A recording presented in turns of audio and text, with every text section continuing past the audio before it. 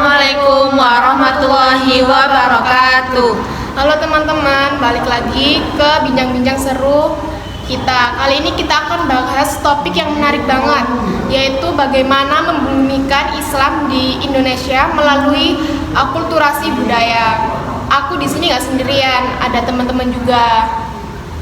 Dari ini siapa? Perkenalkan, nama saya Egy Surya Marcelina dengan NIM belakang 187. Perkenalkan, nama saya Andi Agni Pratista dengan NIM belakang 011. Perkenalkan, nama saya Kotrina Rusyada dengan NIM belakang 019. Dari aku sendiri, nama aku Clarissa Dwi Aprilia dengan belakang nomor NIM 059. Kali ini kita mulai dari dasar dulu ya. Sebenarnya apa sih dimaksud dengan budaya Islam? Aku mau tanya ke Selin.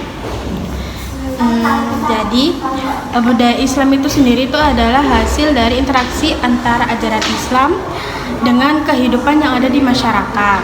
Terus juga budaya Islam itu bukan cuma ibadah aja, tapi ada mencakup kebiasaan, tradisi, seni, terus juga sampai ke cara hidup yang dipengaruhi oleh nilai-nilai Islam.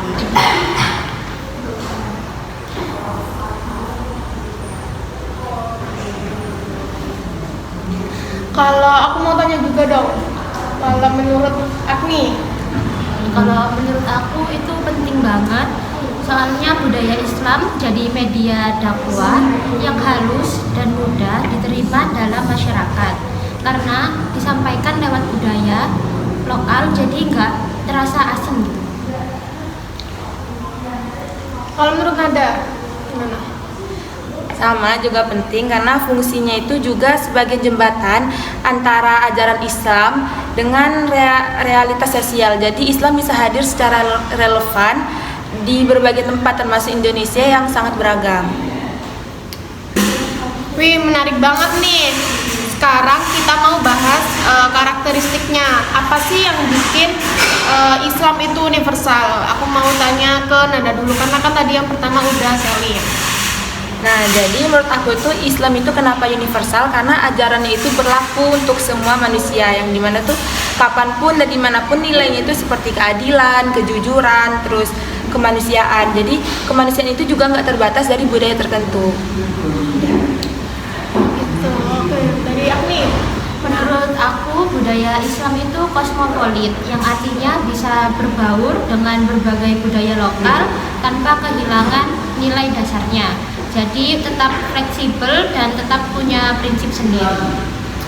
Oke, kalau dari Selin pastinya ada contohnya dong. Untuk contohnya sendiri itu Islam di Indonesia itu beda dengan di Timur Tengah. Nah, dari segi budayanya, tapi nilai agamanya tetap sama. Terus yang itu juga yang bikin Islam itu bisa diterima oleh semua orang di berbagai negara. Nah, ini yang sering jadi perdebatan nih. Gimana sih sebenarnya Islam memandang adat? Kalau dari Selin deh.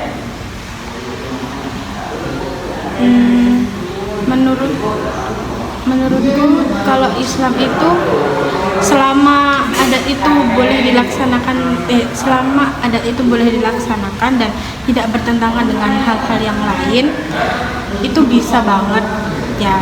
Terus juga bahkan ada kaidah yang bilang al-adah muhakamah, yang artinya itu adat bisa jadi pertimbangan hukum. Itu kalau dari Nada.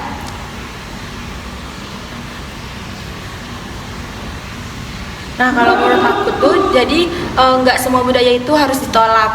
Nah, justru Islam itu juga mengakomodasi budaya yang baik dan memperbaiki yang kurang sesuai dengan ajarannya.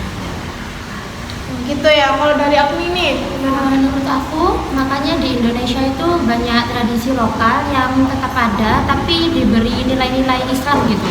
Itu sebagai bentuk toleransi sekaligus strategi dakwah.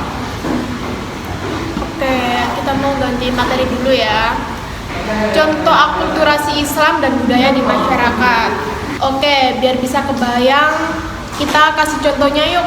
Untuk dari Nada, kasih contohnya gimana? Nah, contohnya itu seperti tradisi selamatan. Nah, jadi itu tuh budaya lokal tapi diisi dengan doa-doa Islami gitu. Kalau dari aku nih, Kalau dari aku mungkin ada wayang kulit yang dulu dipakai sebagai media dakwah, terutama oleh Wali Songo. dari Salim. Kalau dari aku itu ada perayaan Maulid Nabi yang dirayakan dengan berbagai tradisi di khas daerah masing-masing. Nah, pastinya yang penasaran gak cuma aku aja kan. Aku mau kasih kesempatan ke kalian nih buat bertanya. Dari antara kalian, antara Nada, Agni sama Selin, siapa yang mau? Aku mau tanya.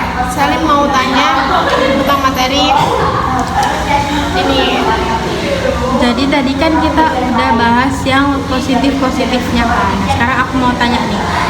Kan pasti itu ada aja tantangannya. Nah, menurut kalian tantangan apa sih yang ada dalam akulturasi ini? Nah, aku mau jawaban dari Agni dulu. Kalau menurut aku sih salah satu tantangannya itu bisa muncul anggapan bahwa semua budaya itu boleh, padahal nggak semua itu sesuai dengan ajaran Islam gitu. Jadi harus tetap ada batasannya. Oh, oke. Untuk Nada boleh itu jawabannya.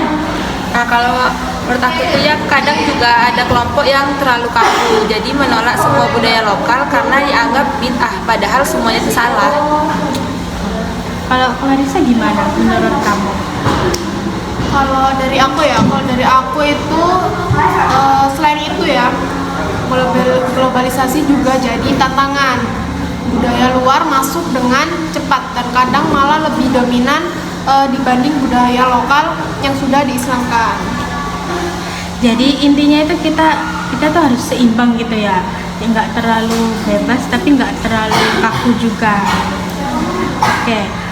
Kemudian aku juga mau tanya nih, kalau misalnya kita bahas strategi, gimana sih cara membumikan Islam itu lewat budaya-budaya?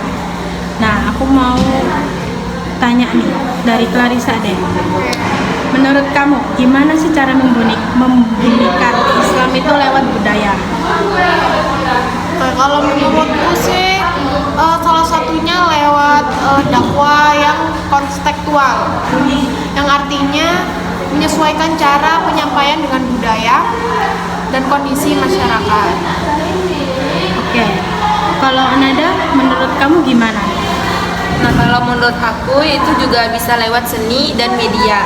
Jadi kayak seperti musik, film, terus atau konten-konten digital gitu yang mengandung nilai-nilai Islam yang dikemas juga secara menarik. Oke. Kalau aku nih? Kalau menurut aku sih pendidikan juga penting. Kita perlu ngajarin generasi muda bahwa Islam itu fleksibel gitu dan bisa berdampingan dengan budaya kita selama tidak melanggar syariat Islam.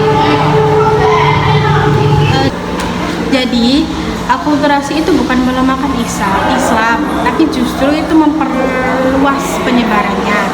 Karena Islam jadi lebih dekat dengan kehidupan sehari-hari masyarakat. Dan itu juga yang bikin Islam di Indonesia itu terkenal damai dan toleran. Nah, dari pembahasan tadi kita bisa lihat bahwa Islam di Indonesia bisa berkembang dengan damai karena mampu beradaptasi dengan budaya lokal tanpa kehilangan nilai dasarnya. Akulturasi ini justru jadi kekuatan, bukan kelemahan, karena membuat Islam lebih dekat dan membumi masyarakat. Semoga bisa terus menjaga nilai-nilainya. Akhir kata, terima kasih udah mendengarkan perbincangan seru kita. Wassalamualaikum Warahmatullahi wabarakatuh. Dadah.